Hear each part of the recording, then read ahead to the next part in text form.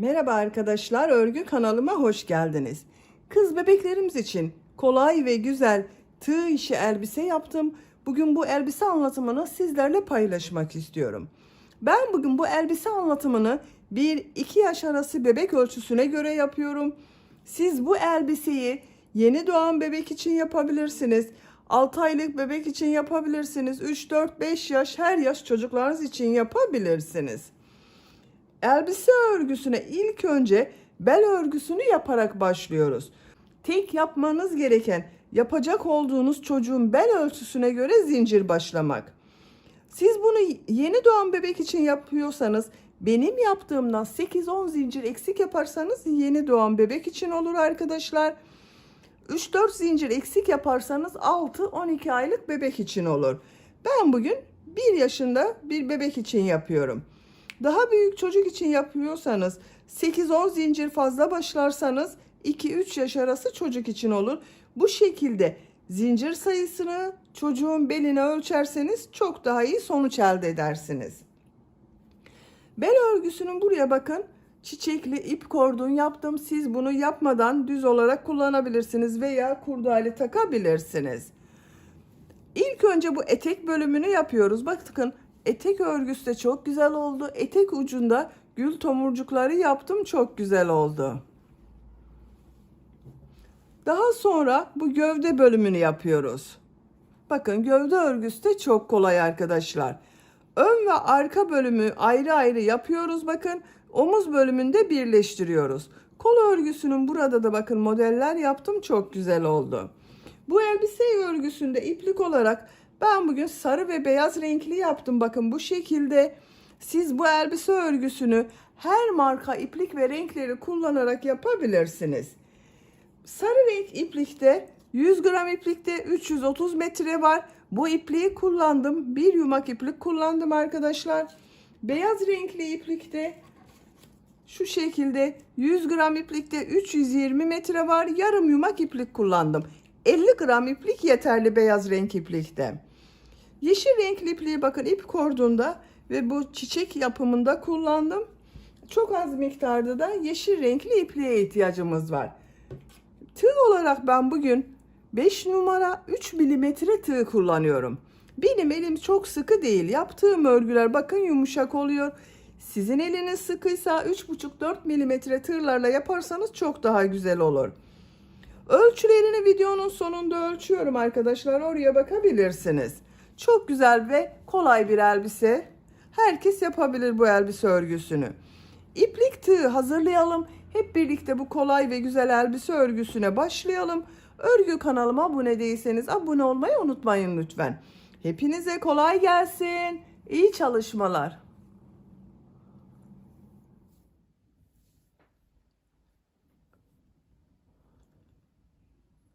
Örgüye bel örgüsünü yaparak başlıyoruz. İlk önce zincir yapıyoruz bakın. İlk ilmeği yaptım. Zincirleri yapmaya başlıyorum. Çok sıkı zincirler yapmıyorum. Yapacak olduğunuz çocuğun bel ölçüsüne göre istediğiniz kadar zincir yapabilirsiniz. Ben 99 zincir yapıyorum. 99 zincir yaptım. Bakın çok sıkı zincirler yapmadım. Bu 99 zincirin kaç santimetre olduğunu ölçüyorum.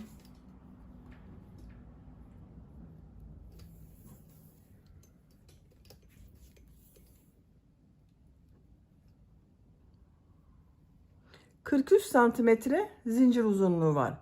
Elimin sıklığına göre 43 santimetre için ben 99 zincir yaptım arkadaşlar. Sizin eliniz sıkıysa daha fazla zincir yapmanız gerekebilir. Bu zincir sayısı yapacak olduğunuz çocuğun bel ölçüsüne göre daha az veya daha çok da yapabilirsiniz arkadaşlar. Bu aşamasında bakın çocuğun beline ölçerek zincir başlarsanız çok daha güzel olur. Bu sırada bu zincirler üzerine trabzan yapıyorum. Bakın tığ üzerine iplik alıyorum. Şu 3 ilmeği atlıyorum. 1, 2, 3, 4. ilmek içine trabzan yapıyorum. Bu 3 ilmek atladığımda bir trabzan oluyor. Zincirler üzerine trabzan yapıyorum.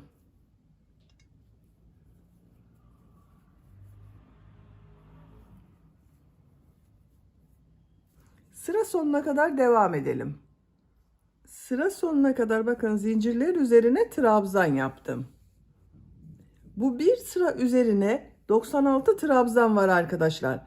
Bu 3 ilmek atladığımla birlikte toplam 96 trabzan var.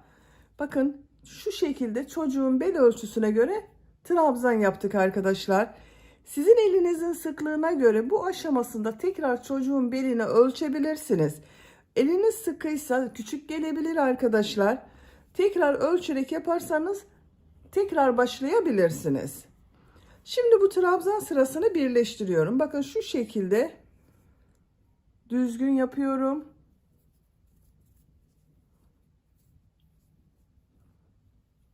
Tığ üzerine iplik almadan şu ilmek ile ilmek kaydırma yaparak sırayı birleştiriyorum.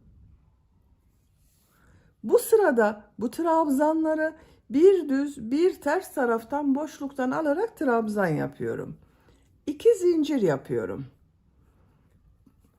Bu ilk trabzan bakın şu şekilde tığı trabzan boşluğuna takıyorum.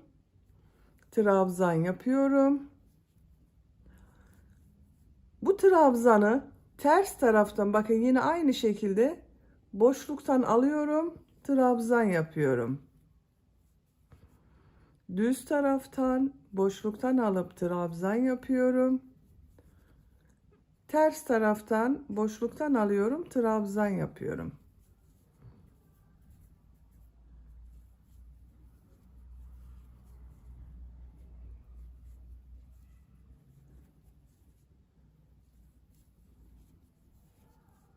Bu şekilde bir görüntü elde ediyoruz. Sıra sonuna kadar devam edelim. Sıra sonuna kadar tamamladım. Son trabzan düz taraftan boşluktan aldım, trabzan yaptım. Sıra başında bakın düz başladım. Sıra sonunda düz yaptım arkadaşlar. Şu ilk ilmek ile ilmek kaydırma yaparak birleştiriyorum. Sıra başında yaptığım 2 zincir ters tarafta görünen trabzan oldu. Bu sırada bu bir düz bir ters örgülerin denk gelmesi için bu ilk sırada yaptığımız trabzan sayısının çift sayı olması gerekiyor. Benim 96 trabzan var. Bakın çift sayı olduğu için denk geldi. Sizin de 90, 92, 94, 96, 98, 100 bu şekilde çift sayı olması gerekiyor. Bu ilk sıradaki trabzan tek sayı olursa bu sırada bu bir düz bir ters örgüler denk gelmiyor. Üçüncü sıraya geçmeden önce bakın bu ilk sırayı birleştiriyorum. İplik ucunu şu ilmek ile ilmek kaydırma yapıyorum. İlmeği içinden çekiyorum. Bakın ilk sırayı birleştirdim. Üçüncü sıradayım. 2 zincir yapıyorum. Bu sırada yaptığım bu trabzanları nasıl görüyorsam o şekilde boşluktan alıp trabzan yapıyorum. Düz tarafta görüyorum. Düz taraftan boşluktan alıp trabzan yapıyorum. Ters tarafta görüyorum. Ters taraftan boşluktan alıp trabzan yapıyorum.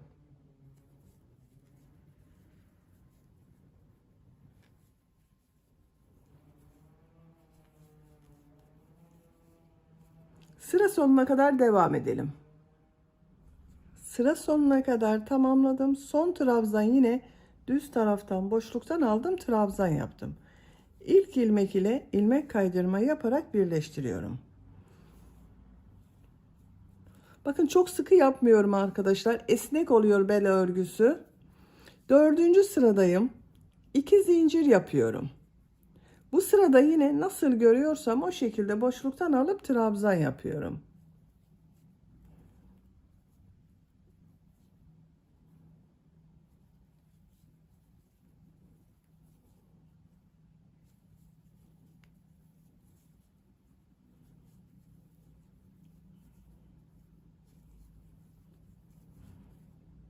Sıra sonuna kadar devam edelim. Sıra sonuna kadar tamamladım. İlmek kaydırma yaparak sırayı bitirdim. 4 sıra yaptım. Ben bel örgüsünü burada bitiriyorum arkadaşlar.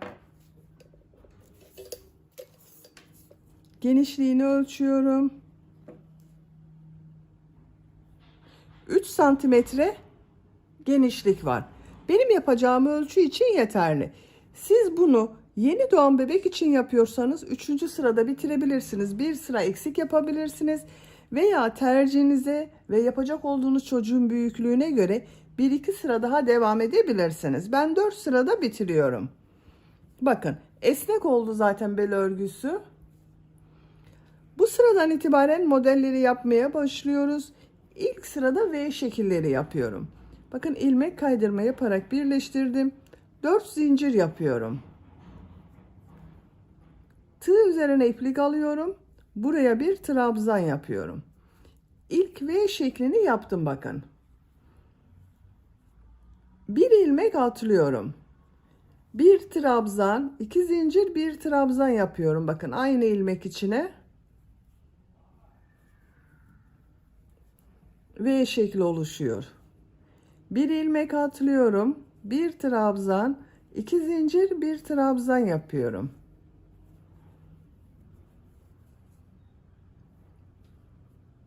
Bir ilmek atlıyorum. Bir trabzan, 2 zincir, bir trabzan yapıyorum. Sıra sonuna kadar devam edelim. Sıra sonuna kadar tamamladım. Bakın bu ilmeğe de bir V şekli yaptım. Burada yaptığım bakın 4 zincir var. Boşluğa tığ takıyorum. İlmek kaydırma yaparak birleştiriyorum. Bu bir sıra üzerinde 48 V şekli oldu arkadaşlar benim.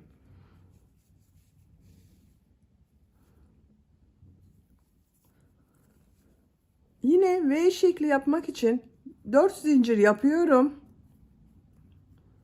Buraya bir trabzan yapıyorum. Bakın V şeklinin içine V şekli yaptım. Tığ üzerine iplik alıyorum. Bu V şekli içine 2 trabzan, 2 zincir, 2 trabzan yapıyorum.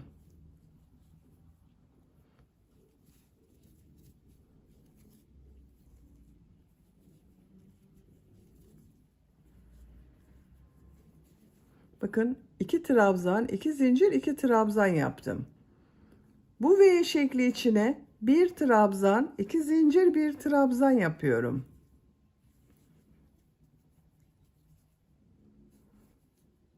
Bu V şekli içine 2 trabzan, 2 zincir, 2 trabzan yapıyorum.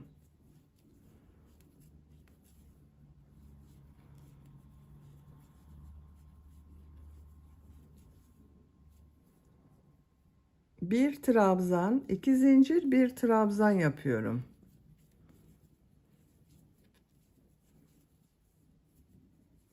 Bakın bir V şekli içine bir trabzan, 2 zincir, bir trabzan yapıyoruz.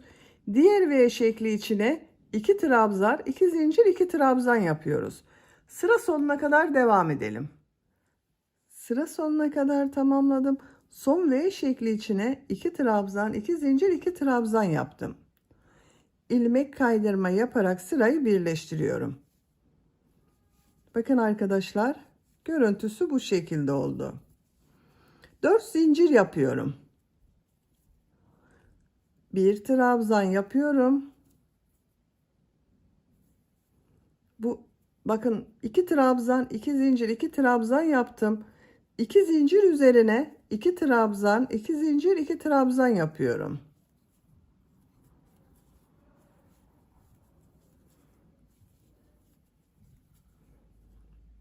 Bir trabzan, 2 zincir, bir trabzan yapıyorum. 2 trabzan, 2 zincir, 2 trabzan yapıyorum.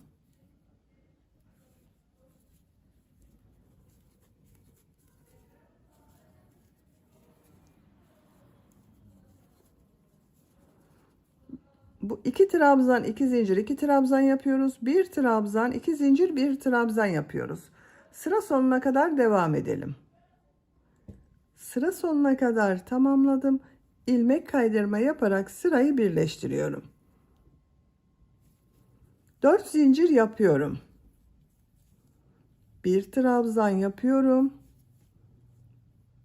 2 trabzan, 2 zincir, 2 trabzan yapıyorum.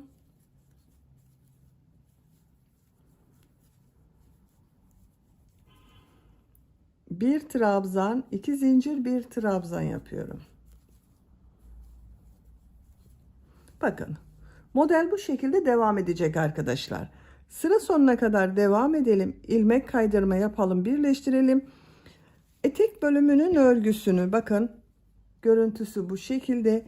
Yapacak olduğunuz çocuğun büyüklüğüne ve tercihinize göre istediğiniz kadar model sırasını tekrarlayarak tamamlayalım. Etek yüksekliğini yapacağım ölçüye göre tamamladım. Bu V şekli yaptığım sıradan sonra sayıyorum bakın. 2, 4, 6, 8, 10, 12, 14, 16, 18 sıra yaptım. Benim yapacağım ölçü için bu yükseklik yeterli.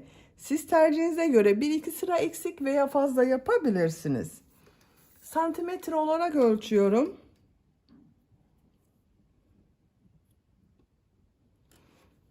...23 santimetre yükseklik var. Dediğim gibi siz 1-2 sıra fazla yapabilirsiniz. Burada bitirmiyorum. Uç bölüme devam edeceğiz. Bakın, ilmek kaydırma yaparak sırayı birleştirdim. Sarı renkli ipliği kestim. Yeşil renkli iplik ile uç bölümü yapıyorum.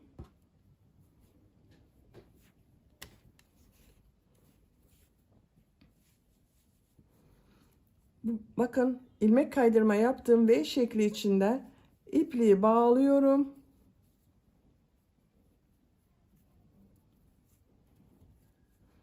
Buradan ilmek yapıyorum. 4 zincir yapıyorum. Trabzan yapıyorum. Bakın, V şekli yaptım. Bu model ortasına bakın. 2 trabzan, 2 zincir, 2 trabzan yapıyorum. Yeşil renkli iplik ile aynı modeli devam ediyoruz. V şekli içine bir trabzan, 2 zincir, bir trabzan yapıyorum. Sıra sonuna kadar devam edelim. Sıra sonuna kadar tamamladım. İlmek kaydırma yaparak sırayı birleştiriyorum. Yeşil renkli ipliği kesiyorum. Bakın, aynı modeli bir sırada yeşil renkli iplik ile yaptım.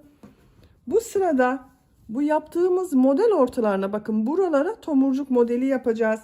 Ben beyaz renkli iplik ile devam ediyorum. Siz tercihinize göre istediğiniz renk iplikleri kullanabilirsiniz. Bakın, şu model ortasından başlıyorum. İpliği bağlıyorum. Buradan ilmek yapıyorum. 3 zincir yapıyorum. Tığ üzerine iplik alıyorum. Buraya 5 trabzan yapıyorum.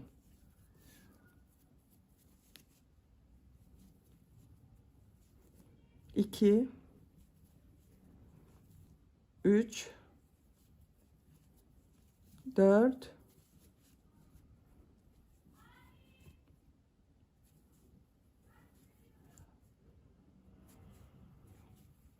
5. Bakın, 5 trabzan yaptım.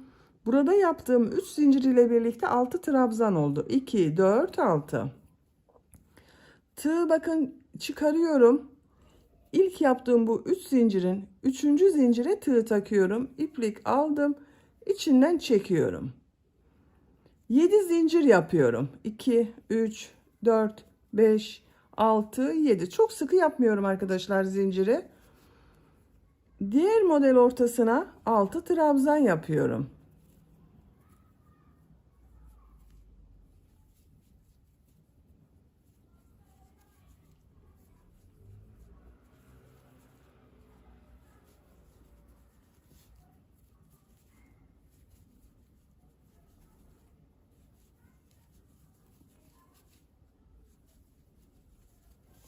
Altı trabzan yaptım.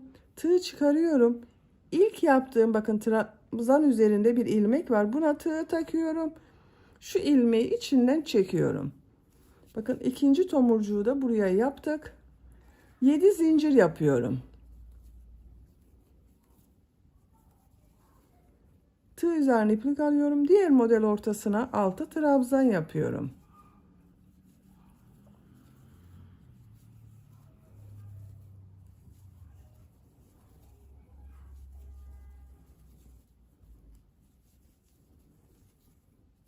Bakın tığı çıkardım. İlk ilmeğe tığı takıyorum. Şu ilmeği içinden çekiyorum.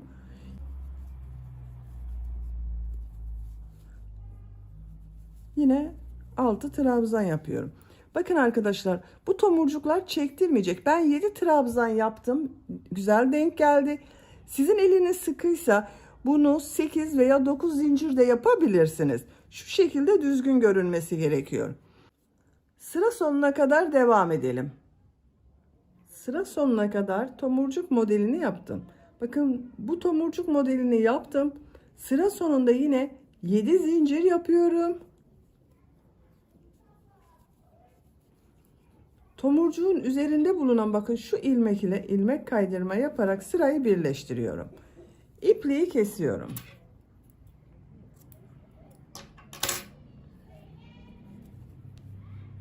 Bakın arkadaşlar, tomurcuk sırasını yaptım.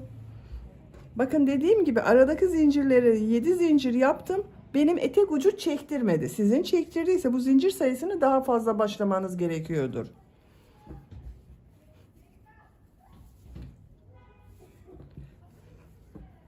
Koyu renkli bakın sarı iplik ile devam ediyorum. Siz tercihinize göre istediğiniz renk iplikleri kullanabilirsiniz.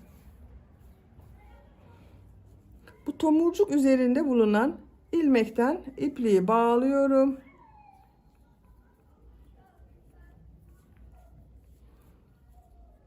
Buradan ilmek yapıyorum.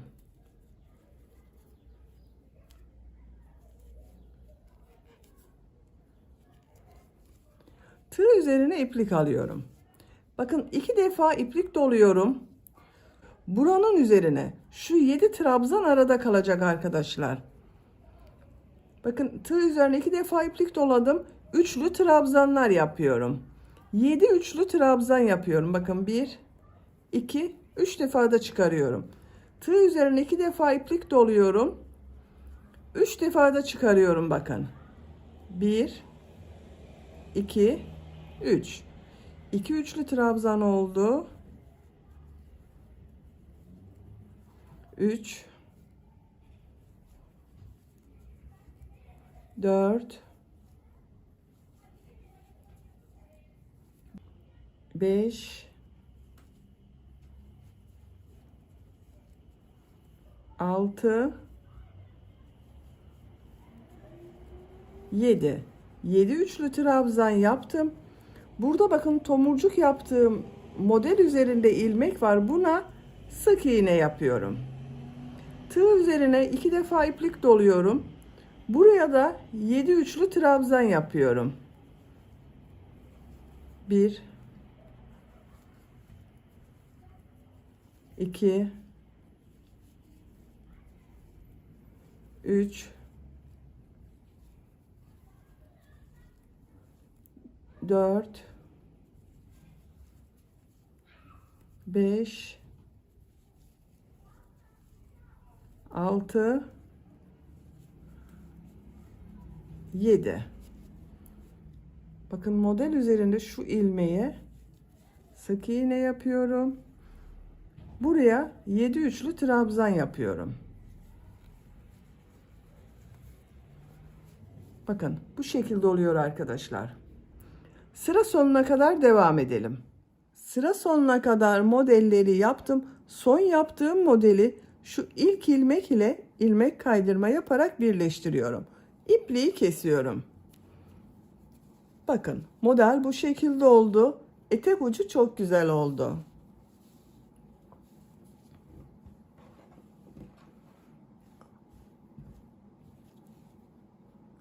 Elbisenin etek bölümünü bitirdim. Şimdi gövde bölümünü yapacağız. Ben gövde bölümünü beyaz renkli iplik ile yapıyorum. Siz tercihinize göre kendi bu etek örgüsünü yaptığınız renkli iplik ile devam edebilirsiniz. Bu birleştirme yaptığım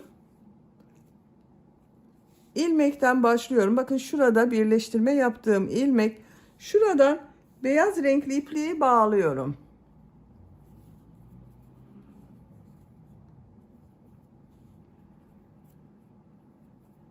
Gövde örgüsünü farklı yapacağız.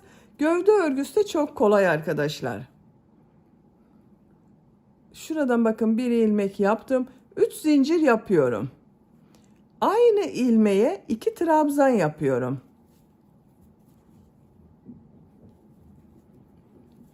Bu yaptığım 3 zincir ile birlikte bakın 3 trabzan oldu. 2 ilmek atlıyorum. 3. ilmeğe 3 trabzan yapıyorum. Aynı ilmek içine yapıyorum.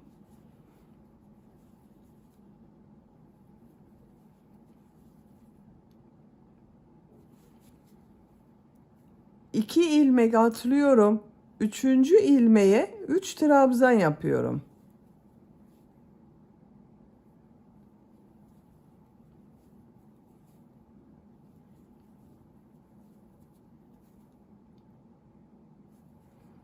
İki ilmek atlıyorum. 3. ilmeğe 3 trabzan yapıyorum.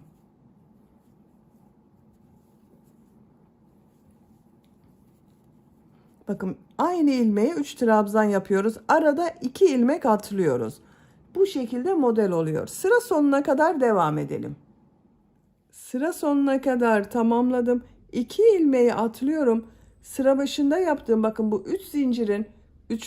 zincir ile ilmek kaydırma yaparak sırayı birleştiriyorum. Bakın bu ilk sırada modelleri yaptık.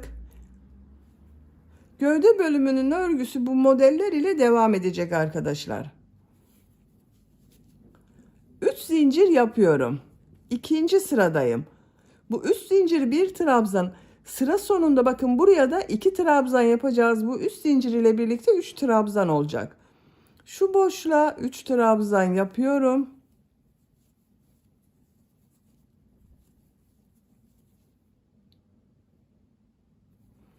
Üç trabzan yapıyorum.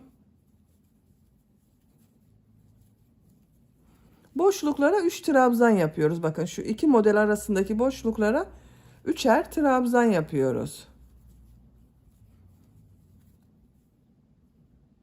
Sıra sonuna kadar devam edelim. Sıra sonuna kadar tamamladım. Bakın sıra başında 3 zincir yaptım. Bu 3 zincirden önce bulunan boşluğa 2 trabzan yapıyorum. Bakın sıra başında yaptığım bu 3 zincir 3. trabzan olacak. Şu ilmeğe ilmek kaydırma yaparak birleştiriyorum. Bakın 3 trabzan oldu arkadaşlar. 3. sıradayım. 3 zincir yapıyorum. Şu boşluğa 2 trabzan yapıyorum. 3 trabzan yapıyorum.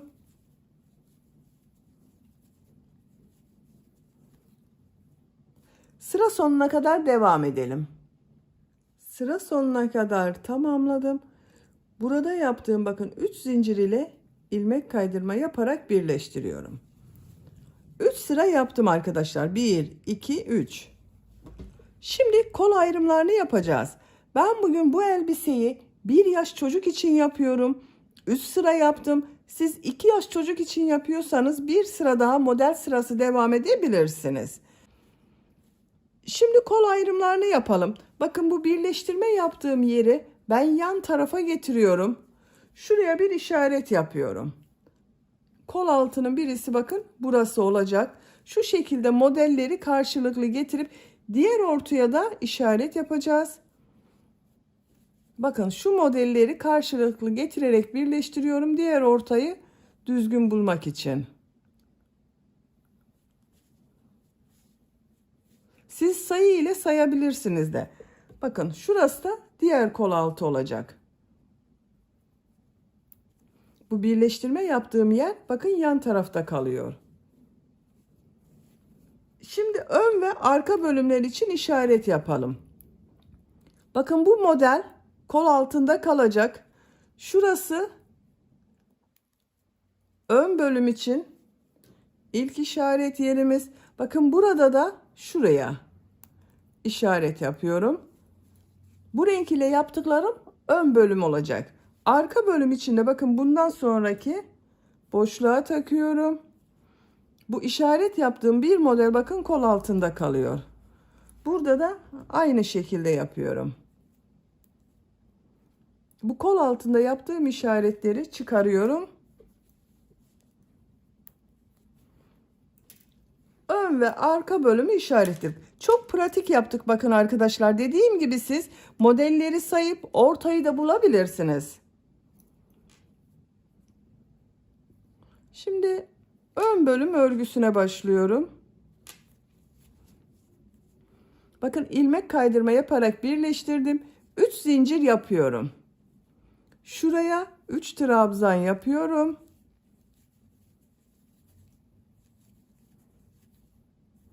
3 trabzan yapıyorum.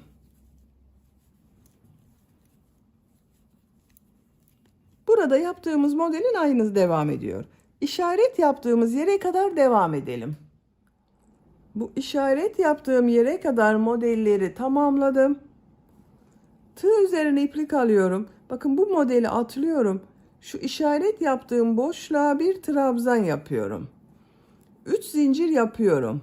Örgüyü çeviriyorum. İkinci sıradayım. Şuraya 2 trabzan yapıyorum. Yaptığım 3 zincir ile birlikte 3 trabzan oldu. 3 trabzan yapıyorum.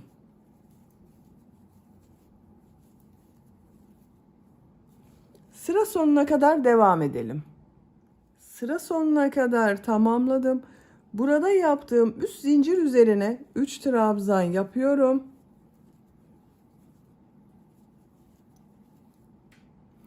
3 zincir yapıyorum. Örgüyü çeviriyorum. Üçüncü sıradayım. Şuraya 3 trabzan yapıyorum.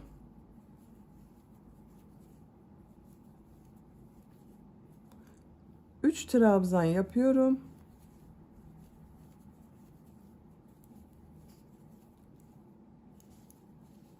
Sıra sonuna kadar devam edelim. Sıra sonuna kadar tamamladım. Şurada yaptığım bakın 3 zincir var. Üçüncü zincir üzerine trabzan yapıyorum.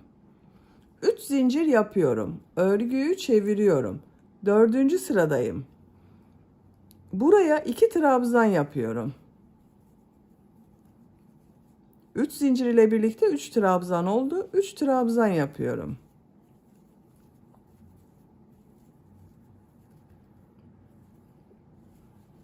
Bu şekilde örgüye devam edelim. 13 sıra olarak tamamladım. 1, 2, 3, 4, 5, 6, 7, 8, 9, 10, 11, 12, 13.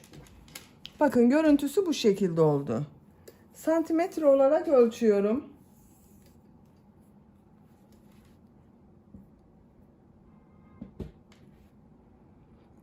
24 santimetre genişlik var. Yüksekliğini ölçüyorum.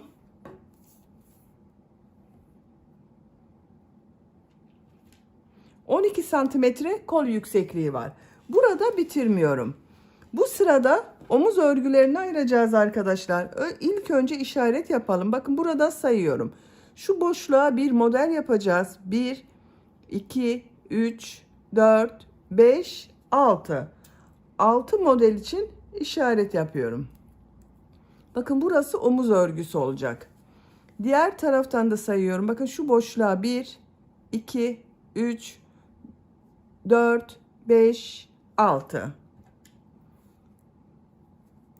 Şu aradaki boşluk yaka örgüsü olacak.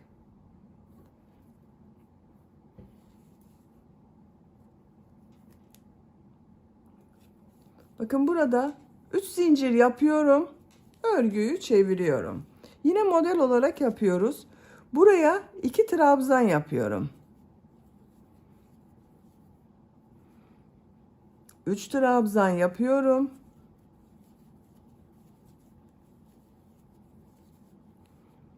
Üç trabzan yapıyorum.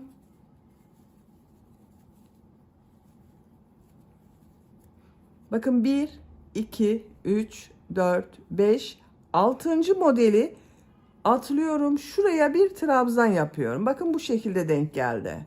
İpliği kesiyorum. Bakın ilk omuz örgüsünü yaptık. Diğer tarafta da aynı yapacağız.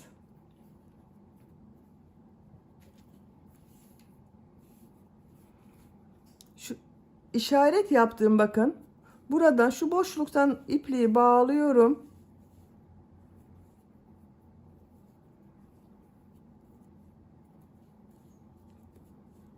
Buradan bir ilmek yapıyorum. 3 zincir yapıyorum.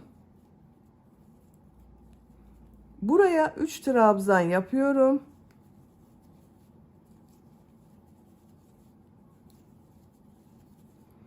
Üç trabzan yapıyorum.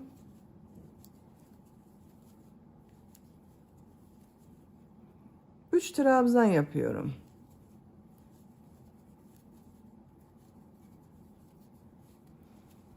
Burada bakın 1, 2, 3 model tam oldu. Burada da aynı bakın 1, 2, 3. İpliği kesiyorum.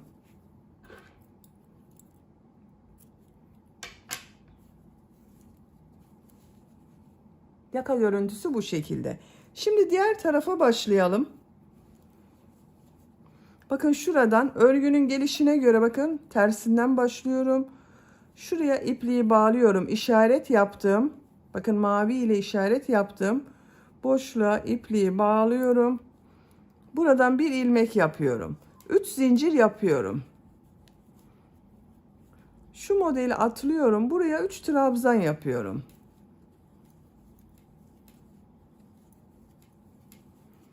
3 trabzan yapıyorum.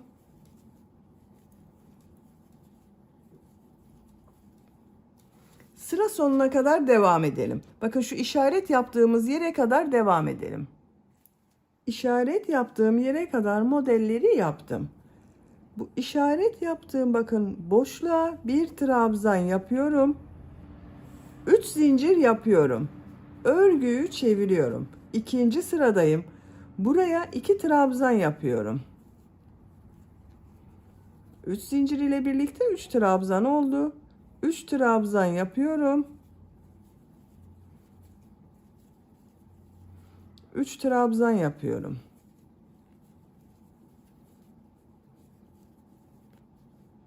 Sıra sonuna kadar devam edelim. Sıra sonuna kadar tamamladım. Bakın sıra sonunda 3 trabzan yaptım. 3 zincir yapıyorum. Örgüyü çeviriyorum. Bakın bu 3 ilmeği atlıyorum. Buraya 3 trabzan yapıyorum.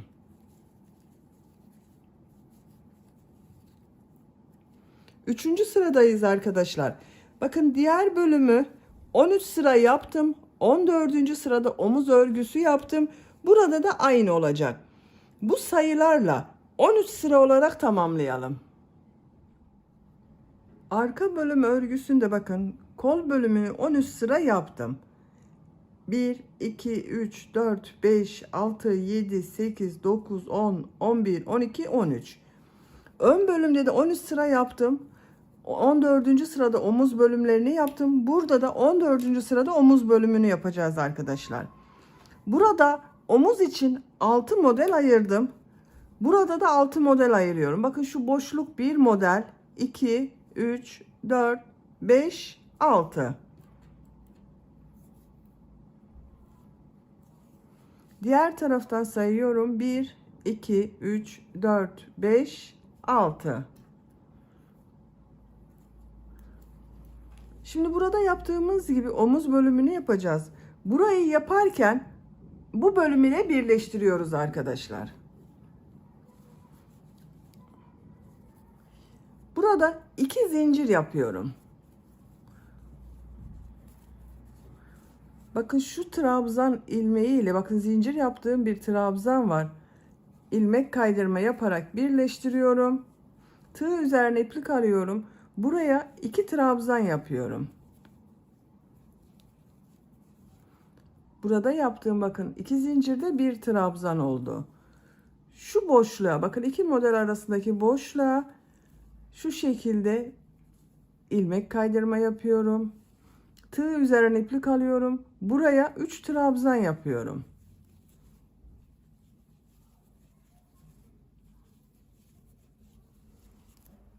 Bakın şu 2 model ortasındaki boşluğa şu şekilde ilmek kaydırma yapıyorum. 3 trabzan yapıyorum.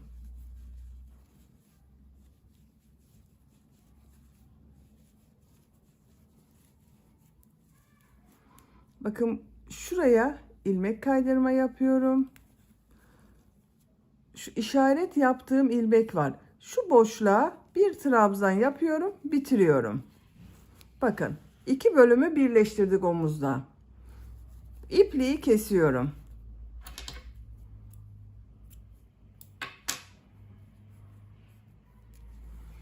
Bakın diğer tarafta da şu ilmek bağladığım ilmeğin yanında bulunan boşluğa ipliği bağlıyorum.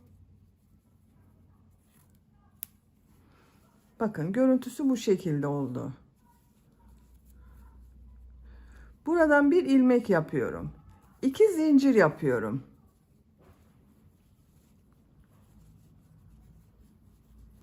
Şurada bakın. Şu ilmeğe ilmek kaydırma yapıyorum. Tığ üzerine iplik alıyorum. Buraya 3 trabzan yapıyorum.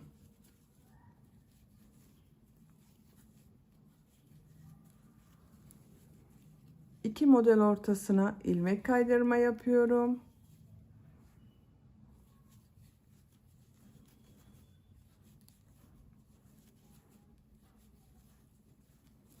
Üç trabzan yaptım.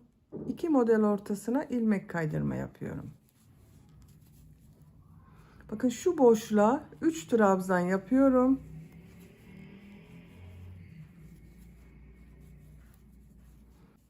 Üç trabzan yaptım. Diğer tarafta bakın son trabzan ile ilmek kaydırma yaparak birleştiriyorum. İpliği kesiyorum.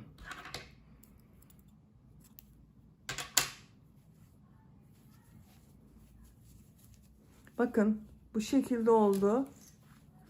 Şimdi kol örgülerini yapalım. Kol çevresinden beyaz renkli iplik ile bir sıra sık iğne sırası yapıyorum.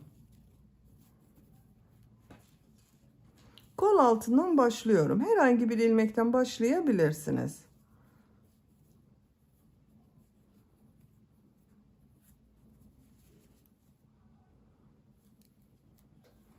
İlmek yapıyorum. Sık iğne yapıyorum. Bakın şu trabzan sıralarına sık iğne yapıyorum. Her trabzan sırasına 2 sık iğne yapabilirsiniz.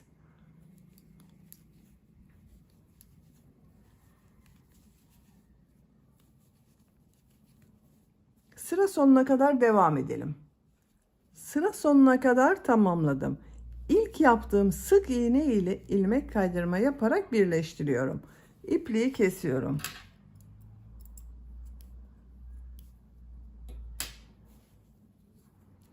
Bakın arkadaşlar kol çevresinde bir sıra sık iğne yaptım. Şimdi bakın şu şekilde model yapacağız. Bu modelin daha düzgün görünmesi için sık iğne yaptım arkadaşlar. Bakın diğer kol örgüsünü ben yaptım. Bir sıra beyaz renkli iplik ile sık iğne yaptım. Sarı renkli iplik ile model yaptım. Bu kolda da aynı yapacağız. Herhangi bir ilmekten başlayabilirsiniz. Bakın şu ilmekten ipliği bağlıyorum.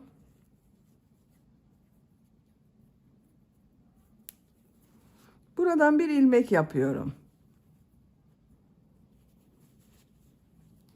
Tığ üzerine iplik alıyorum. Bir ilmek atlıyorum. Aynı ilmek içine 5 trabzan yapıyorum.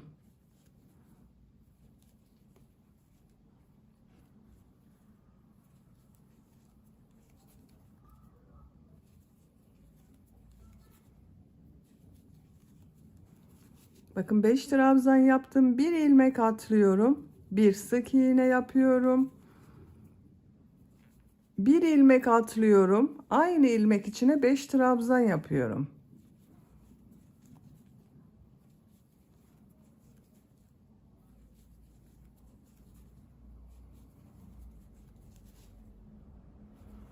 Bir ilmek atlıyorum.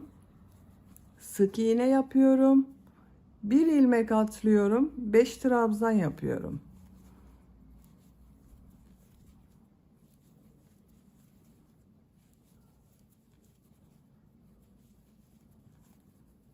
Bir ilmek atlıyorum. Sık iğne yapıyorum. Bakın bu şekilde oluyor. Sıra sonuna kadar devam edelim. Model yaparak sıra sonuna kadar tamamladım. Son yaptığım modeli bakın şurada yaptığım ilk ilmek var. Bununla ilmek kaydırma yaparak birleştiriyorum. İpliği kesiyorum.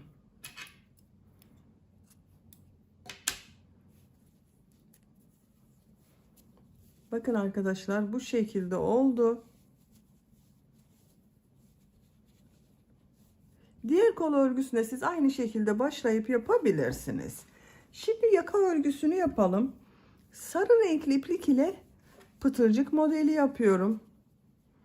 Bakın şuradan omuz bölümünden başlıyorum. İlmek yaptım. Şuraya bir sık iğne, 2 zincir, bir sık iğne yapıyorum. Şu bir ilmeği atlıyorum. İkinci ilmeğe bir sık iğne, 2 zincir, bir sık iğne yapıyorum. Bir ilmek atlıyorum. Bir sık iğne, 2 zincir, bir sık iğne yapıyorum.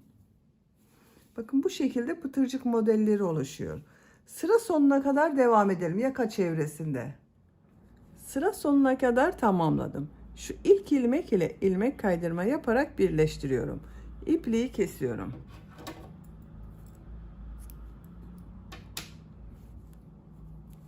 Bakın arkadaşlar, yaka çevresinde pıtırcık model yaptım. Görüntü bu şekilde oldu.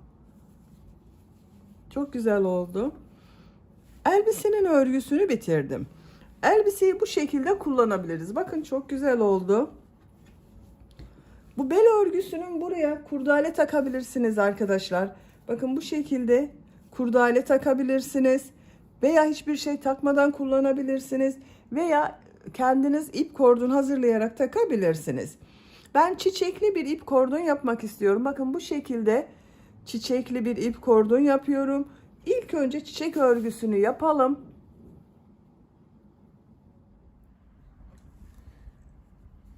Çiçek örgüsünü ilk önce bu orta bölümde bulunan sarı renkli yeri yapıyoruz arkadaşlar. Onun için bu renk bir sarı renk iplik kullanıyorum. Siz isterseniz daha açık renkli sarı renk iplik tercih edebilirsiniz.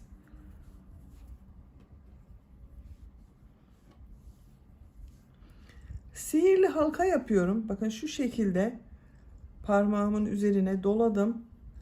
Bu doladığım ilmekten ilmek yapıyorum. Sihirli halkayı oluşturdum. Bir zincir yapıyorum.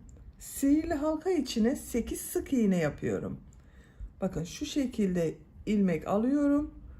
Bir defa da çıkarıyorum. İlmek alıyorum. Tığ üzerinde 2 ilmek var. Bir defa da çekiyorum bakın. 2 3 4 5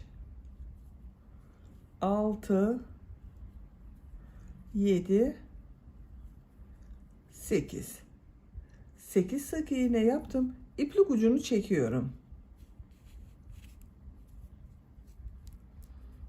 Bakın burayı birleştirdim. İlmek kaydırma yaparak birleştiriyorum. Bakın ilk yaptığım bu sık iğnenin üzerine tığ takıyorum.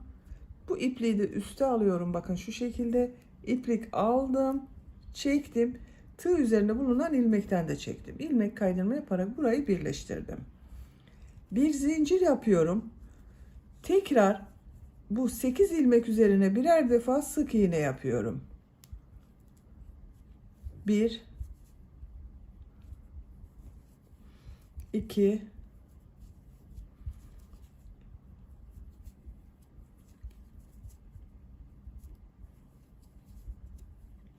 Her ilmek üzerine bir sık iğne yapıyoruz arkadaşlar. İplik ucunu da içinde tuttum. Bakın 8 sık iğneyi yaptım. İlk yaptığım bu ilmek ile ilmek kaydırma yaparak birleştiriyorum.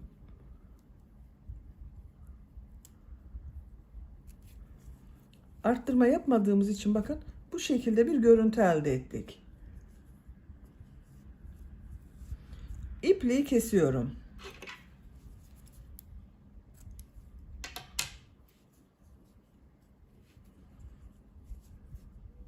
Bakın orta bölümünü hazırladık.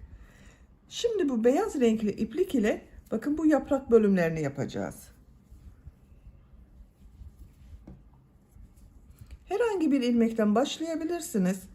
Ben bu ilmekten başlıyorum. Bakın beyaz renkli iplik ile ilmek yapıyorum buradan.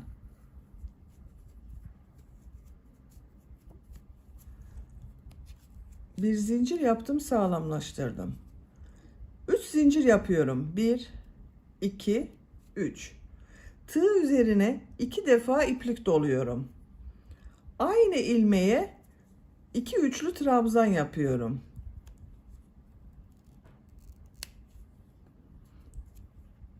1, 2, 3 defa da çıkardım bakın. Tekrar 2 defa iplik doluyorum. Üçlü trabzan yapıyorum. 2 üçlü trabzan yaptım. 3 zincir yapıyorum. Bu bakın aynı ilmek içine ilmek kaydırma yapıyorum. Şu iplik uçlarını kesiyorum.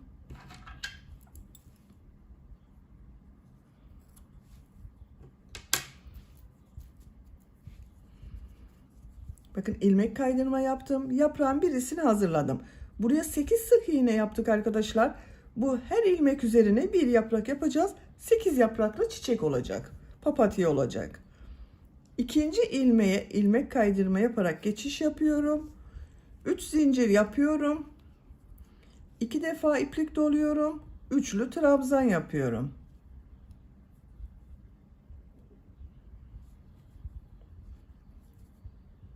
Aynı ilmeğe bir üçlü trabzan daha yapıyorum. 3 zincir yapıyorum. Aynı ilmeğe ilmek kaydırma yapıyorum.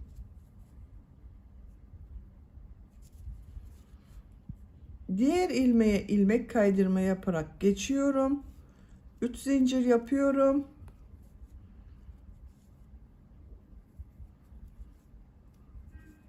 Üçlü trabzan yapıyorum.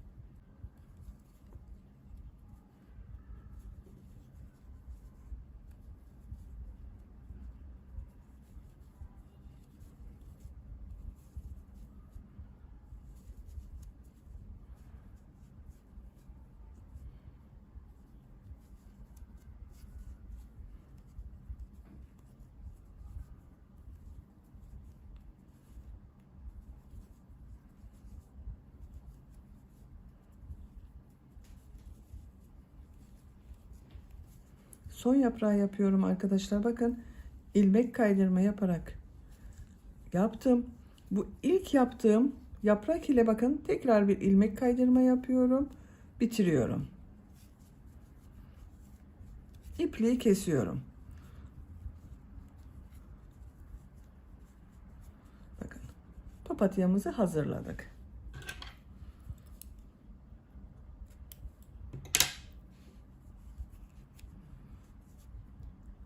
Bakın bu şekilde oldu. Çok güzel oldu. Çiçek örgüsünü tamamladık. Şimdi ip kordon yapacağız arkadaşlar. Bu iki çiçeği ip kordon ile birleştireceğiz. Ben bu renk bir yeşil iplik ile yapıyorum. Siz tercihinize göre ip kordonu istediğiniz renk iplikleri kullanarak yapabilirsiniz. İpliğin içinden bakın iç ucunu da çıkardım. Diğer ucu ile birleştiriyorum. 2 katlı yapıyorum. İplik çok kalın değil. Bakın bu kalınlıkta bir iplik. 2 katlı iplik kullanıyorum.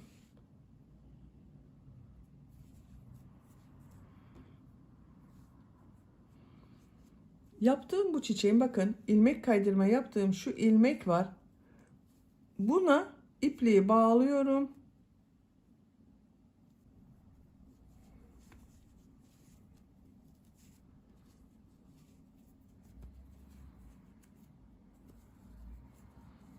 Buradan ilmek yapıyorum.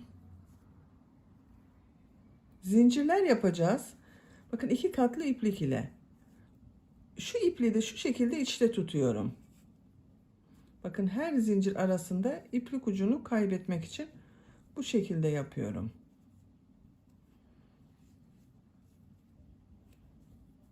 Çok sıkı zincirler yapmıyorum. Artık ipliği kesebilirim.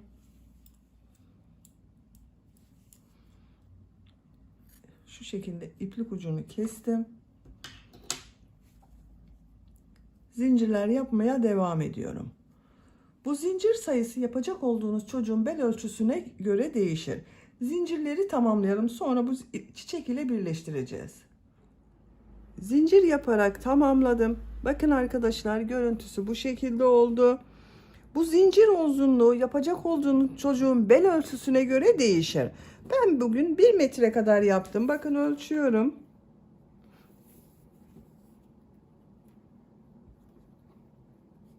Bakın 50 santimetre ikiye katladım. 1 metre kadar ip kordon yaptım arkadaşlar. Siz tercihinize göre daha uzun veya daha kısa yapabilirsiniz. Bu elbisenin bel örgüsünü buraya takacağız. Bununla birleştirmeden önce bel örgüsünün buraya takıyorum. Daha sonra birleştireceğiz. Bu çiçekten 2 tane yapacağız arkadaşlar. Bakın ben birisini daha önce yaptım.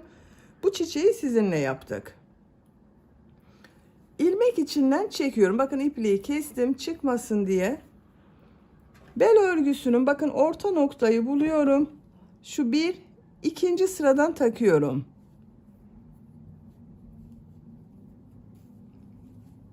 Bu üstte kalan trabzanlar bakın üstte kalıyor. Düz olan trabzanlar. Ters taraftan yaptığımız trabzanlar diğer tarafta kalıyor.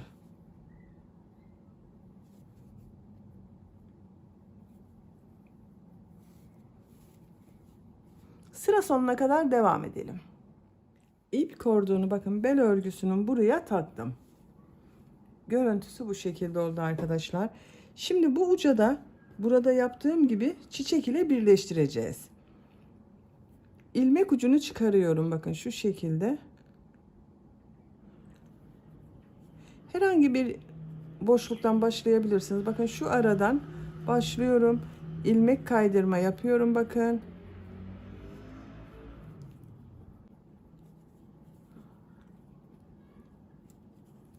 Sağlamlaştırdım. Bakın bitti arkadaşlar. İplik ucunda şu çiçek arkasında kaybedebiliriz. Veya şu şekilde iğneye takarak kordon içinden takabilirsiniz arkadaşlar. Bakın. Çok güzel oldu.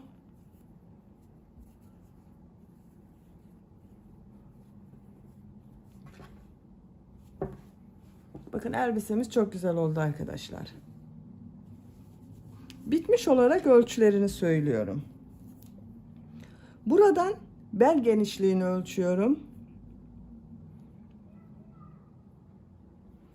24 santimetre yüksekliğini ölçüyorum. Omuzdan etek ucuna kadar olan yükseklik 40 santimetre yükseklik var. Şu omuz örgüsünün bakın burayı ölçüyorum. 6 santimetre genişlik var arkadaşlar. Ben bugün 1 yaş bir bebek için yaptım. Bu büyüklükte oldu. Beni dinlediğiniz ve izlediğiniz için hepinize çok teşekkür ederim. Örgü kanalıma abone değilseniz abone olmayı unutmayın lütfen. Sizlerle yeni örgülerde görüşmek dileğiyle. Hoşça kalın, sevgiyle kalın.